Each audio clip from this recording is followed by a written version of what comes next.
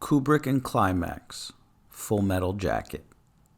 In its simplest form, the climax of a narrative is what follows the crisis, the ultimate moment, or the culmination or apex of the story that is irreversible, in the McKee sense.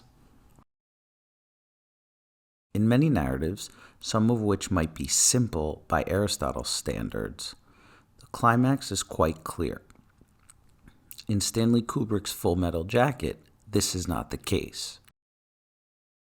Not only is it a complex narrative, but does not follow what we would consider to be a traditional narrative structure. Furthermore, there are several points in the film that one could argue are the climax in a very legitimate fashion. The death of Cowboy, or the end of the film when Joker kills the Vietnamese girl at the end, for example.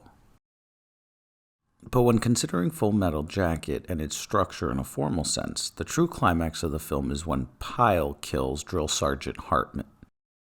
It is the emotional peak of the narrative, and there is no going back, and nothing will ever be the same after. And while there is a good argument to be made that Full Metal Jacket is really two films in one, everything after the Pyle suicide is technically resolution. While it might feel in terms of time or length of the narrative that the climax occurs too early on, essentially halfway through the length of the picture, this is one of many aspects that make the film and narrative unconventional, original, and genuinely unique. One could also argue that there are two protagonists in the film, a reasonable claim, Pyle and Joker. But even by this standard, in the climactic scene where Pyle kills Drill Sergeant Hartman and himself, Joker is on the night watch. In other words, both of the stories climax in this scene.